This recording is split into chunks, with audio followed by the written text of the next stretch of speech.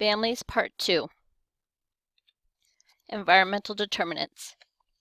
Space for family members and for family interactions and individual privacy. Be alert for safety hazards in the home. The assessment of the external environment. What is the neighborhood and the larger environment?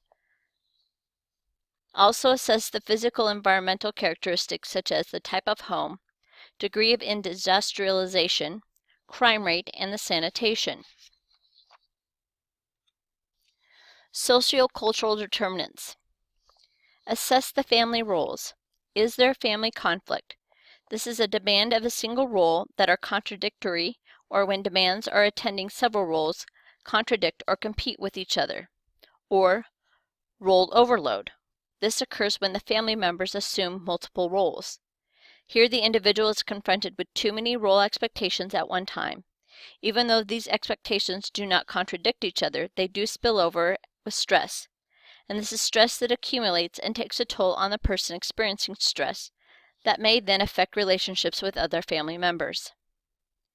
Cultural and religion also plays a part in social determinants. Does the family engage in cultural practices related to health? Remember talking about coining or cupping? If so, are these practices helpful or harmful? What culture factors will affect attempts to resolve the family health problem? Social and economic status. What is the family's financial status? Are they considered lower or middle class? What about their education level? What is their social support? Do they have employment, or are there any occupational factors? Job-related factors that influence family health are those that might produce stress for a family member that results in illness. Family members might be exposed to hazards that he or she brings home to others. Do you remember what this is called from last week's lecture? Para-occupational. Job-related problems and time constraints might interfere with family work-life balance. Work-life balance is the ideal situation. External resources are those that are emotional, material, and instrumental in the family. Refugee status may also impact them. This profoundly affects the health and functional ability of many families. Behavioral determinants. What is the family consumption pattern? Are they obese, overweight? Americans tend to be this way, others malnourished. What is their rest and sleep habits?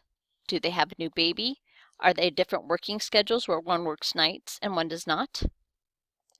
Physical activity and leisure. Earlier children are in activities, the more likely they're to build activity into their lives. This also promotes family time or family cohesion. Household and safety. Are there seat belts in use? Are infants used in safety seats? Cribs with safe spacing? Any hazardous substances disposed of properly? What about sexuality and contraception? Here we need to explore the family's feelings towards sexuality and the use of contraception. Health system determinants. When does the family seek health care? When are they sick, or do they try to prevent it? Healthcare is used limited due to lack of funds or may not understand what is covered by health insurance.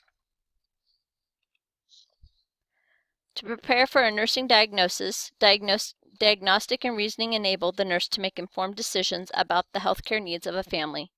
Nursing diagnosis related to the individual family or to families as a group within the larger population.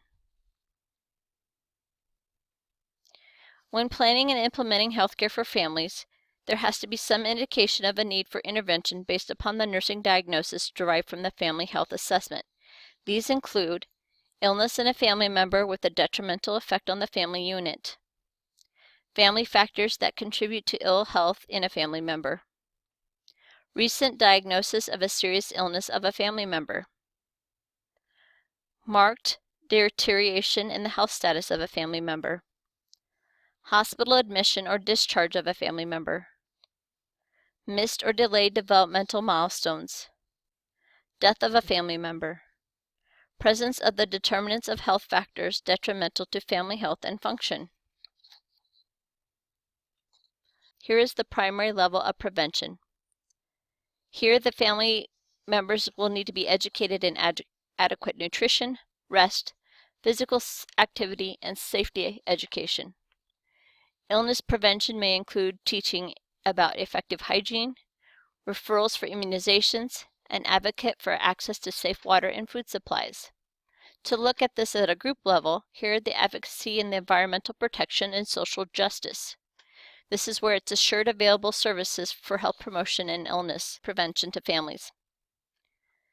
Secondary level of prevention. Here, we need to obtain a needed care for existing problems. Help families deal with these problems. Link family with other services needed to resolve existing family health problems. Other health nurse activities could be crisis interventions, exploring family coping mechanisms, and advocate for services to resolve family health problems. This also may be needed at a population level. The tertiary level of prevention. Here, the activities might involve restoration of family function, prevention of a problem reoccurrence, assistance in dealing with long-term health problems and their management, assistance with grieving, following up with family to help them recognize their use of problem-solving process, identify how crisis might have been averted if possible, engaging in activities that will prevent future crisis from occurring.